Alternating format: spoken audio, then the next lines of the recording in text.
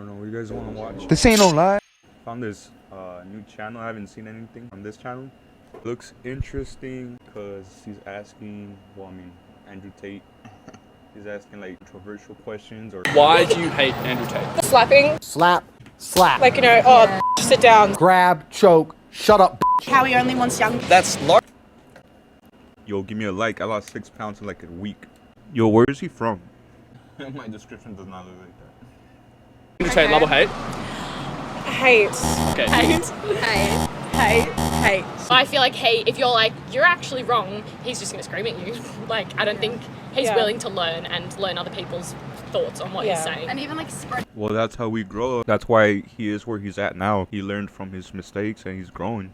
If you're 12 and you're hearing women on property, you're not going to think, oh, but he might be being protective. You're going to think, All right, so if you're 12 and you don't want people to think that way, why is it okay for 12-year-olds to start getting castrated at a young age? They don't know what the fuck they're talking about, right? okay, that means That's all I'm saying. like younger kids who are on these social media platforms can't, like, yeah. That's what I'm saying. And y'all promoting this LJKB, let us think LGBTQ. You guys are promoting this LGBTQ shit to a young audience. That's why most motherfuckers are coming trans and all that shit, man. They're impressionable and they can't think into things as deep as we can and understand them for like the two sides of the story like older kids can. If a woman is going out with a man, she belongs to that man. That's his woman. So she wants to do OnlyFans. She owes him some money because she's his. That is you saying that women are your property. It's not about being property. It's about the fact that she belongs to him and the intimate parts of her body belong to him because they're in a relationship. And if she wants to sell those, he has a stake in those intimate parts of her body. So it's reverse. Male He has a stake. porn star owes the woman. I don't know, because I think the women belong to the man. I think the woman's given over That's to the man. inherently where you get called sex. Shout out to Barstool. Could tell the old bitch is fucking mad as fuck. I don't think that the way that you've characterized him is necessarily what he believes. What do you think he believes? So, for example, you mentioned violence. I think that there is a time and place for violence. There is a time and place to be physically aggressive. Let's say, for example, you're engaging in some kind of combat. Let's say, for example, self-defense or protecting your woman from whatnot. Protecting your woman. Your woman. Okay. Well, is that a problem? Well, you don't see what I just picked up? Your woman. Your woman implies ownership. Well, okay, careful. But that also implies ownership. Well, okay, so let's imply ownership. Yeah, okay, I take your point. My woman. Let me finish. That's why she's single. And she's probably lesbian. Let me finish. Maybe, Madam. but my woman. I say my kids. It's not that I own my kids. So if you would let me finish, I let you finish. I think it's That's the thing, bro. Like they interrupt and they don't listen. She's just listening to respond. She's not listening to comprehend what he's saying. It's important for this woman, okay? So I don't think it's accurate to say that if I say my woman, I'm not saying that she's my property, right? There's a distinction, an important distinction. I think it's It might also be worth running the experiment in reverse. So when a woman says my man, does that mean she thinks he is her property? I would say no. It's more so reflective of an exclusive relationship and the responsibilities that come with it. I agree with that. This bitch is delusional.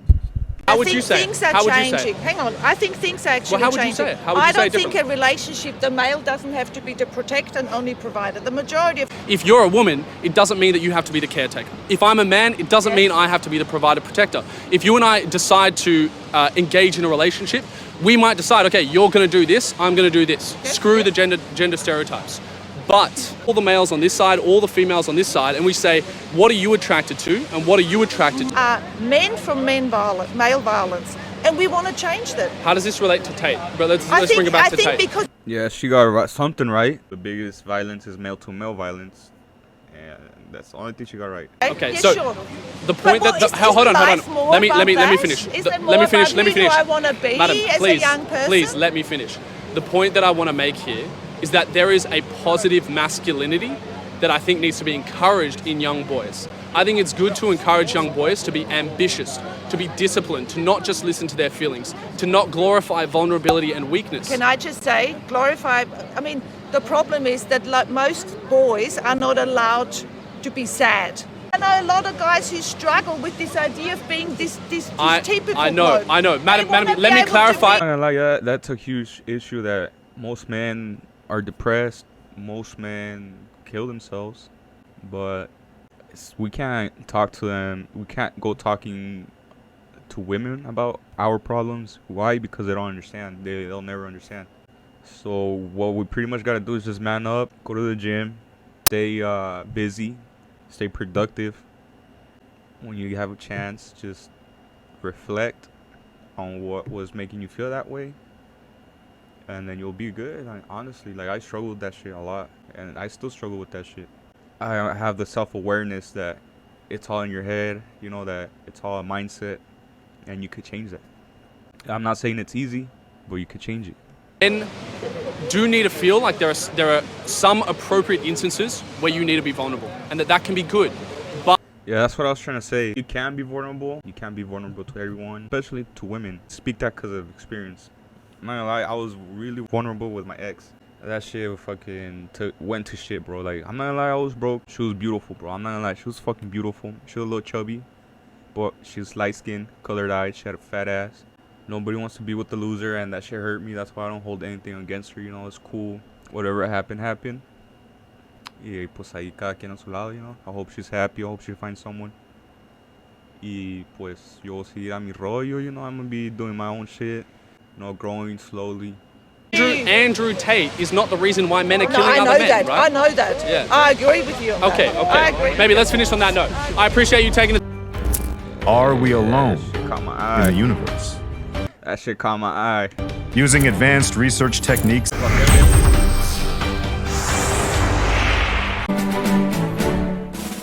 gonna build a spaceship. Get up and leave, never to be seen again.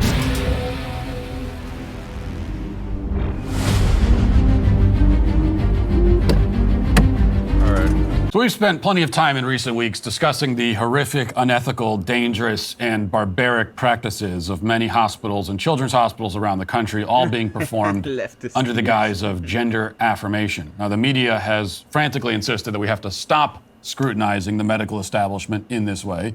Even if hospitals are sterilizing and butchering children, the media says we must not offer any critique, because if we do, we're Bro, his studio setup is fucking clean. guilty of incitement and even terrorism. What is a woman?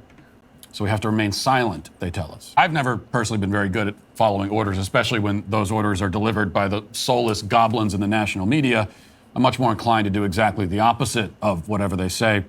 And in fact, all this talk about the Frankenstein butchery happening at our nation's hospitals has made us wonder about the hospital closest to us here in Nashville. Vanderbilt University Medical Center is the full name, Vanderbilt. We'll just call it for short.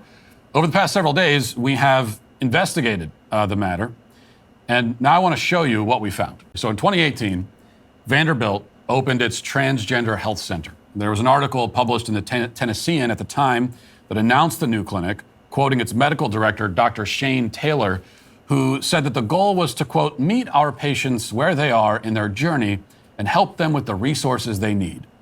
But then in a lecture during Vanderbilt's LGBTQ Health Grand Rounds lecture series, which live streamed to Facebook but was viewed by almost nobody at the time, Dr. Taylor was a bit more detailed in explaining the hospital's actual motivations for expanding into quote-unquote transgender care.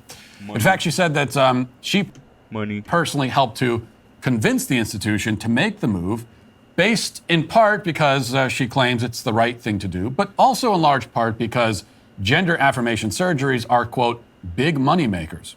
She boasted that a phalloplasty, which is the construction of an artificial penis, which is made using flesh cut from other parts of the body, she said that those could be worth $100,000 when you factor in all of the follow-ups that are necessary. Listen. She's like, what the fuck? This video was like 2 years ago. Like, I remember saying that shit. I just want to give you an idea of how much these bottom But I guess it is a pretty big deal, so she gotta remember. surgeries are making. And this is, I think this has to be an underestimate. This is for a vaginoplasty. They're quoting roughly around $20,000 for a vaginoplasty, but that doesn't include your hospital stay. That doesn't include your post-op visits. That doesn't include your anesthesia, your OR. So I would think that this has to be a gross underestimate. I think that's just like the surgeons. piece of it, which anybody who's ever been in the hospital knows that that's like 10% of it. And then the female to male bottom surgeries, these are huge money makers. Again, I think this has to be an underestimate that they're quoting around $20,000 for a phalloplasty. There's been different things that I've read that said it could be up to $100,000. Dr. Winokur, who's our surgeon, says that there's entire clinics where the entire clinic is supported just by their phalloplasties, and that is like a fraction. Bro, how do the doctors get paid if people don't pay? Someone tell me. Of the surgeries. Oh, profitable though it may be, there are some medical professionals who take the Hippocratic Oath seriously and object to carving up a person's body in this way. Vanderbilt was apparently concerned that some of their own staff might fall into that category. So at another Grand Rounds lecture in 2019, a woman named Dr. Ellen Clayton, who's a pediatric specialist at Vanderbilt, told those assembled that if they refuse to participate due to their religious beliefs in these procedures, there will be consequences. Conscientious objections are problematic, she explained, and those who object really shouldn't work at Vanderbilt at all. Listen. You have to realize that that is problematic. You are doing something to another person, and you are not paying for the cost for your belief. I think that is a real, I think that's a real issue. So, Look like she got a huge underbite. because of your religious beliefs is not without consequences, and it should not be without consequences. And I just want to put that out there. We are given enormous. Yeah, you just want to put that out there. Now you're going to get in trouble. If you don't want to do this kind of... For chemically castrating kids the age of 12 when they don't have any... If they can't listen to Tate at the age of 12, why the fuck are they going to get chemically castrated? Now, is it legal to make those kinds of threats? Can she legally promise consequences for those who exercise their First Amendment rights? Well, whether she can legally do that or not, she did. And the point was made clear. Vanderbilt just got into the gender transition game. And now it is such a central part of its core mission and its business plan that any doctor who objects is not welcome to work in the hospital at all. You know what's missing? I'll be back. My sparkling water. Like, their belief in human biology and that sort of thing. So to solve that problem, they proudly unveiled a first in the nation, they say, program called Trans Buddy. That's just funny as fuck, bro. Or like so many people in our culture, desperate for validation and respect, then I've got one way you can achieve that. It's with established titles. Now, established titles is sure that they're using correct pronouns. A Trans Buddy volunteer in the clip we'll play for you in a second. Bro, that's crazy. Even explains that some medical providers at Vanderbilt are unsafe, and so they require this form of babysitting. Watch.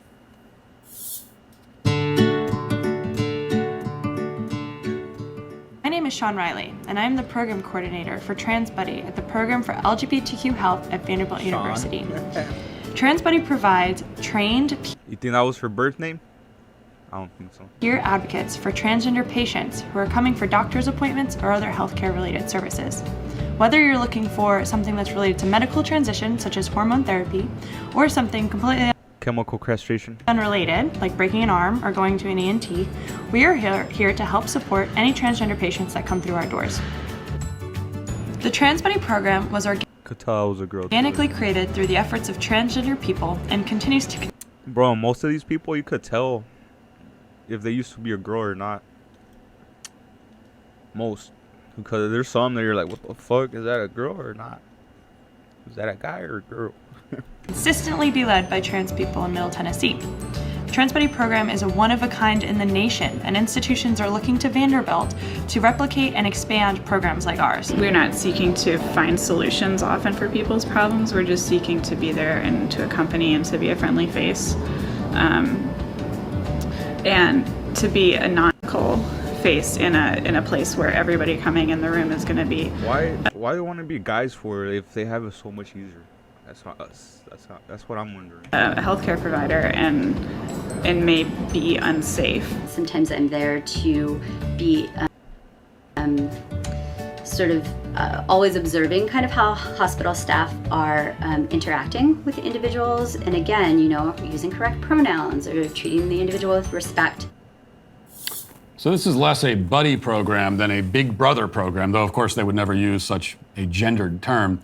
And we did check and confirm that Vanderbilt makes their Orwellian trans buddies available to patients of any age, including minors.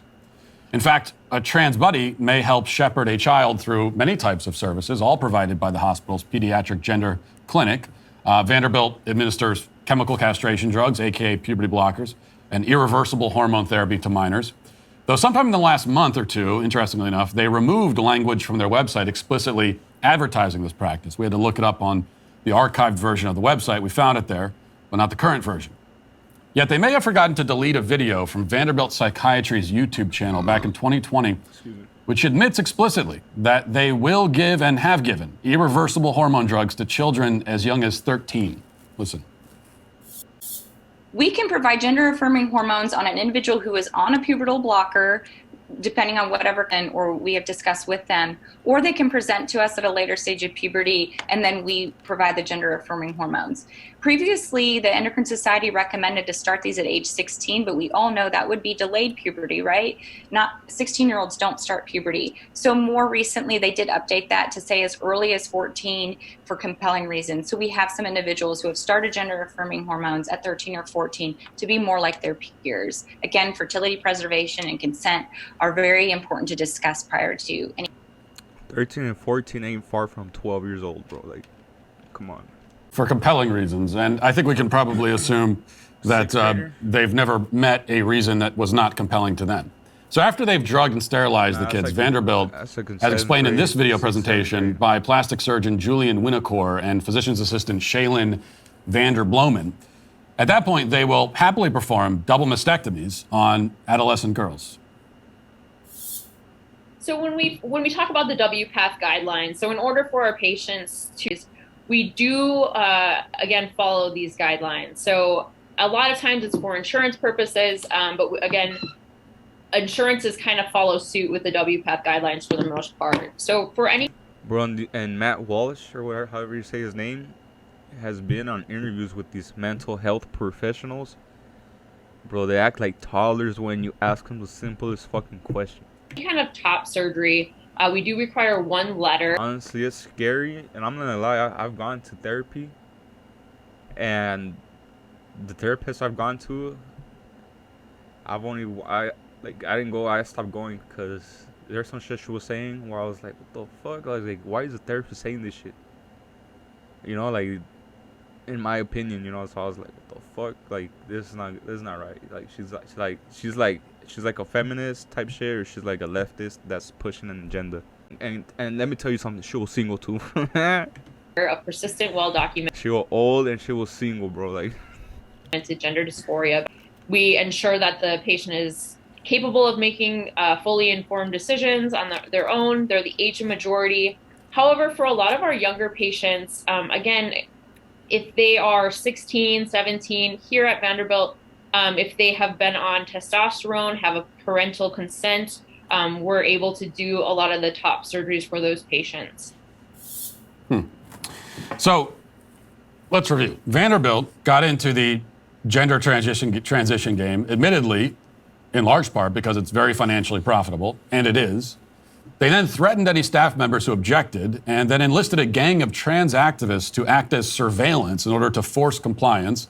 And they now castrate, sterilize, and mutilate children as well as adults, while apparently taking steps to hide this activity from the public view, which is why we had to sift through web archives and track down videos not available to the general public just to confirm all of this information.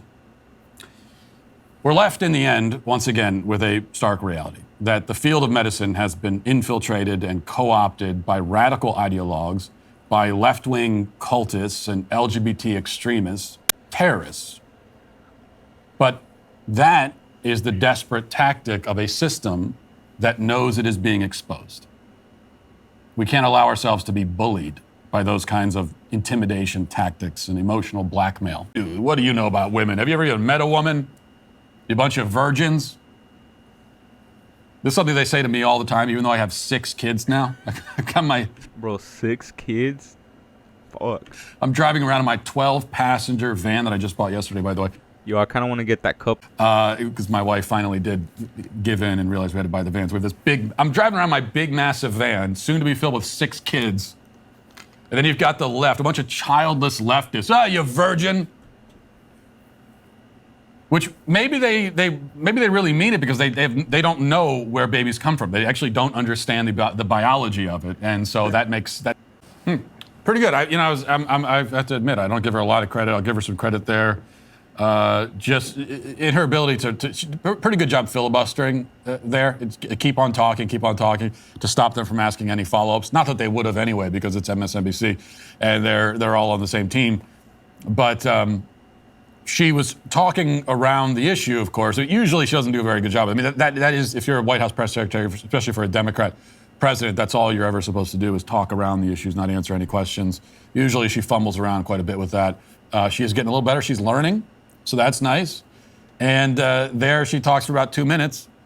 But in summation, if we were to summarize everything she just said, she is claiming that her boss, the President of the United States, was wrong. She's saying, no, he was wrong about that. The pandemic is still ongoing. She didn't come out outright and say it, but that is in fact what she said. Her spin is that, well, the pandemic still happened, but it's under control. And so when he said the pandemic is over, he actually meant that the pandemic is not over, but it's under control. And why did he say that? Because he was walking around at a car show. I don't see the connection. Well, of course he thought the pandemic was over. He was walking around at a car show. A bunch of empty cars, and he didn't see COVID in them. So he thought that's what was happening. He thought there was no COVID.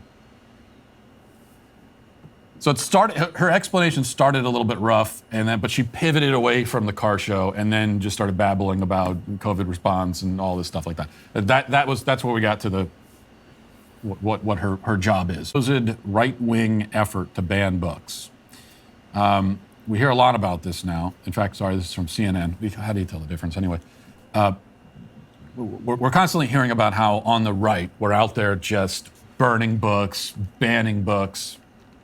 Now, as a right-wing extremist myself, and as a stochastic terrorist, I've never been invited. I'm a little bit offended that all these book burnings are happening on the right. I've never even been invited to one, but apparently this is what we're doing. I want you to watch how this segment plays out, though. Watch this. In our buried lead, that's what we call stories we do not think are getting enough attention.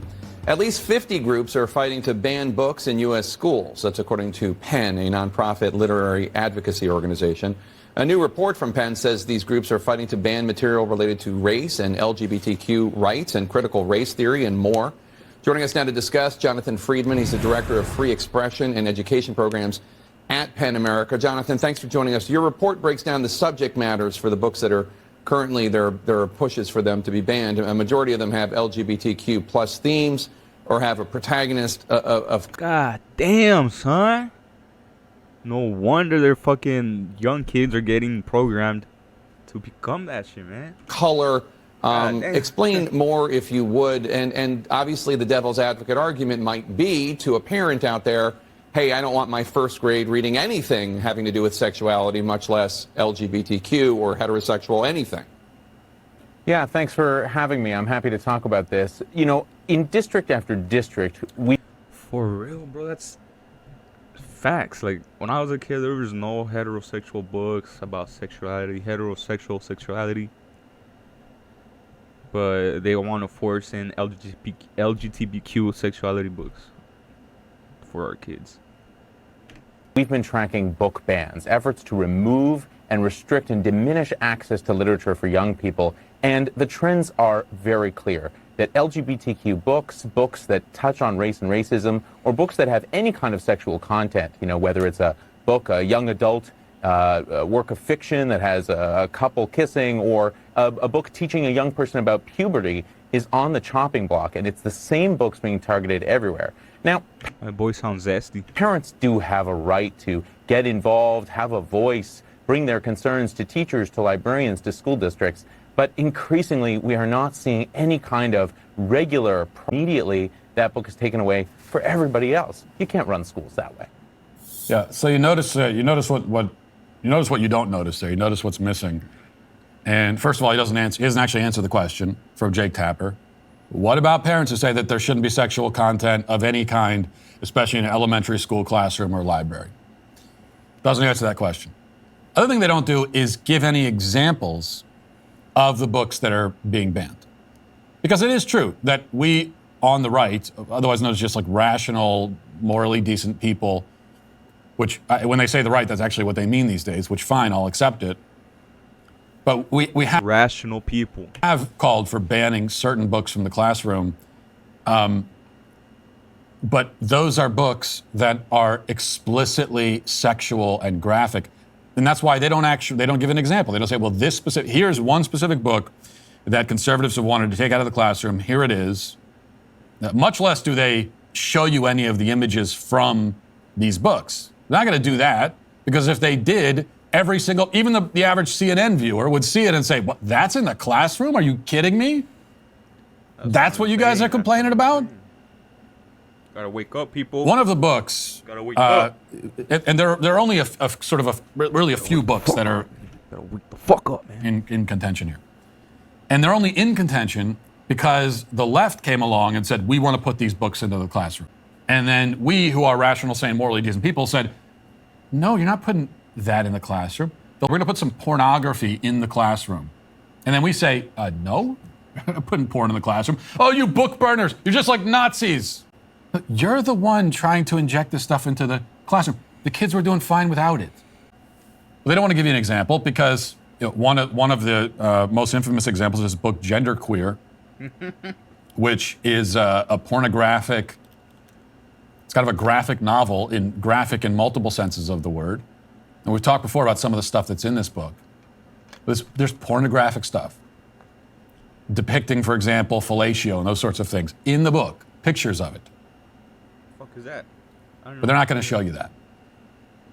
Because like I said, if they showed you that, the average CNN viewer, even the average CNN viewer, if they showed, okay, here's the book Genderqueer, here's one of the books they want to ban, and here's the page that has really come under contention the most, and there you see someone with a strap-on dildo, and someone else is performing fellatio on them. That's in the book. People watching CNN are going to say, what in the world? You're telling me that is in the classroom? Yep. Of course, Tapper also says that the other books that are being banned are ones where there's a protagonist of color. Because you've heard conservatives call for that. And think of all the conservatives who said, no, we don't want any books with protagonists of color. Get that book out of the classroom. We've seen all these school board meetings where parents get up there and they present the books that they found in their kids' school's library, and they say, we don't want this book. How many of those videos have we seen where the parent stands up and has a book and says, this book doesn't belong in the classroom. It has a protagonist of color in it. How many videos like that have you seen? Well, none. Those are not the books anyone has a problem with. We're very specific about this. Graphic, pornographic depictions in books given to kids in elementary schools or at any other grade level. That's all. That's our only point. Let's see, NBC has this report. U.S. doctors should regularly screen all adults under 65 for anxiety, an influential health guidelines group proposed on Tuesday. It's the first time the U.S. Preventive Services Task Force has recommended anxiety. That's something I used to feel a lot too, but I feel like it was caused by the weed. Because of the past few days I haven't smoked. It's gone away, and I've been more active. Primary care for adults without symptoms. The proposal is open for public comment until October 17th, but the group usually affirms its draft guidance. The recommendations are based on a review that began before the COVID-19 pandemic, evaluating studies showing potential benefits and risks from screening. Given reports of a surge in mental health problems linked with pandemic isolation and stress, the guidance is very timely, says Lori Burt, a task force member and co-author. Screening for anxiety symptoms? Everyone has anxiety. The human condition. It is one of the most, it is a hallmark of the human condition, in fact, is anxiety. It's one of the things that separates us from the animals. It's one of the defining traits of the human psyche is anxiety. Everyone has it, every single person. You right now, every single person watching, you all have anxiety. All of you. Like, there's never been a person who has walked through a day and not experienced anxiety. It has never happened ever in the history of humanity. Industry, but also into the clutches of therapists and counselors, which is a problem as well. Because although in theory, therapy and counseling can be a good thing. I mean, the whole idea behind therapy is you go and you talk to someone, you talk about your problems. In theory, that's a very good thing. And there are very good therapists and counselors out there. But there is a lot of bad ones out there too. I experienced that shit. But a lot of them are rabid ideologues and gender ideology cultists with their own agenda. Yep. And their agenda has nothing to do with anything therapeutic. They're not looking to help you with your problems. So, for example, here's a viral TikTok posted by Libs of TikTok. Well, reposted. She didn't post it initially. This is from a therapist, and this is a TikTok that he posted. And this is what therapy is today in so many cases. So we'll play it, and we'll read the captions up here, but go ahead and play it. So it says, point of view, your homophobic, transphobic parents drop you off to therapy thinking I'm a hetero. And he starts dancing. Me, queer as F, here to validate your feelings, support you, talk about oppression, and challenge your parents. Then this is, again, something he posts willingly to TikTok for everyone to see. So he says, here's what he's actually here to do. That's crazy. It's not count. Man, therapy should be like, you shouldn't have a say in your beliefs. You're just there to listen and give good advice. You know, like, you're not there to insert your opinion or your beliefs or your sexuality on someone, you know? Counseling. Validating your feelings is the not just not therapy, that's the opposite of what. Bro, imagine, well, I'm gonna get a little bit personal. When I used to have sex with my ex, later on in the relationship, just my shit would just go soft. Why? Because we would fuck every day, more than once, and I was stressed out. Like, I was just stressed out, bro. Like, I was broke, I was insecure, I had a lot of shit going through my head. And imagine if I had gone to a therapist and let him and told him that, like, hey, bro, like, you know, sometimes I can't get it up, this and that. Imagine that shit, bro. He would have been like, man, you're fucking queer, blah, blah, this and that. Or not, no, you're fucking queer, but maybe he would have been like, oh, you haven't tried this or that. You know what I'm saying? Like, or validate that shit, you know what I'm saying? And, well, thankfully, after the breakup, I started talking to, I started listening to Fresh and Fit on Spotify when they first started, like, posting shit. And they talked all about this shit, bro. Like, it's normal. So if you're going through that shit, it's normal when you're What a therapist is. When you're stressed, when you're feeling insecure, when you have shit on your mind, when you're tired. Just a little bit personal right there, but that Fresh and Fit helped a lot. I know a lot of people may think they're misogynists and shit like that, but they're not, bro. They're mostly for self-improvement, and you should watch them, man.